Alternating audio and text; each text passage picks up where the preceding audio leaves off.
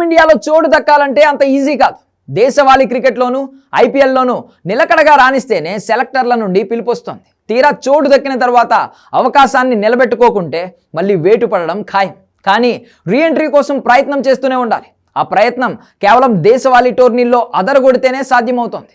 ప్రస్తుతం ఇలాంటి పరిస్థితుల్లోనే జాతీయ జట్టులోకి రీఎంట్రీ ఇచ్చాడు కరుణ్ నాయర్. దాదాపు 8 ఏళ్ల తర్వాత సెలెక్టర్ల నుండి పిలుపు అందుకున్నాడు. ఇంగ్లాండ్తో 5 టెస్టుల సిరీస్ కోసం ఎంపిక చేసిన జట్టులో నాయర్కు చోటు దక్కింది. కరుణ్ నాయర్ 2016లో ఇంగ్లాండ్ పైనే టెస్టుల్లో అరంగేట్రం చేశాడు. ఆరంభ సిరీస్లోనే ట్రిపుల్ సెంచరీతో అదరగొట్టాడు. టీమిండియా సీనియర్ జట్టు తరపున ట్రిపుల్ సెంచరీ చేసిన చాలా కాలంగా జట్టుకు దూరం అవ్వాల్సిన పరిస్థితి ఎదురైంది.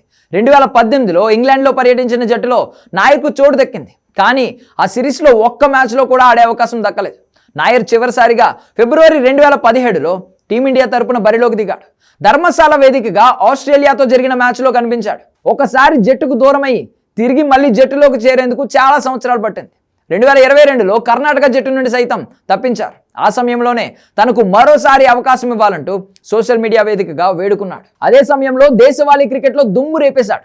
2024-25 విజయ్ హజారే ట్రోఫీలో అతను 8 ఇన్నింగ్స్లలో 5 సెంచరీలతో సహా 779 పరుగులు చేశాడు. ఇందులో 4 వరుస సెంచరీలు ఉన్నాయి. నాయర్ అద్భుత బ్యాటింగ్ ప్రదర్శనతో విదర్భను ఫైనల్కు తీసుకెళ్లాడు. అంతేకాకుండా రంజీ ట్రోఫీలోనూ బ్యాట్తో పరుగుల వరద పారించాడు. కేరళతో జరిగిన ఫైనల్లో కీలక సెంచరీ, అర్ధ సెంచరీతో సహా 9 మ్యాచుల్లో 863 పరుగులు చేశాడు. ఓవరాల్గా ఫస్ట్ క్లాస్ క్రికెట్లో కరుణ్ నాయర్ 49.16 సగటుతో 8,211 పరుగులు చేశాడు. ఇందులో 23 సెంచరీలు, 36 హాఫ్ సెంచరీలు ఉన్నాయి.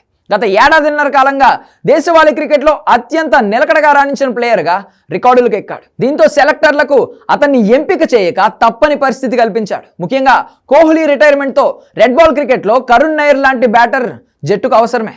ప్రస్తుతం సాయి సుదర్శన్, అభిమన్యు ఈశ్వరన్ నుండి పోటీ ఎదురవుతున్నా వీరిద్దరితో పోలిస్తే తుది జట్టులో చోటు దక్కించుకునే అవకాశాలు అతనికే ఎక్కువగా ఉన్నాయి.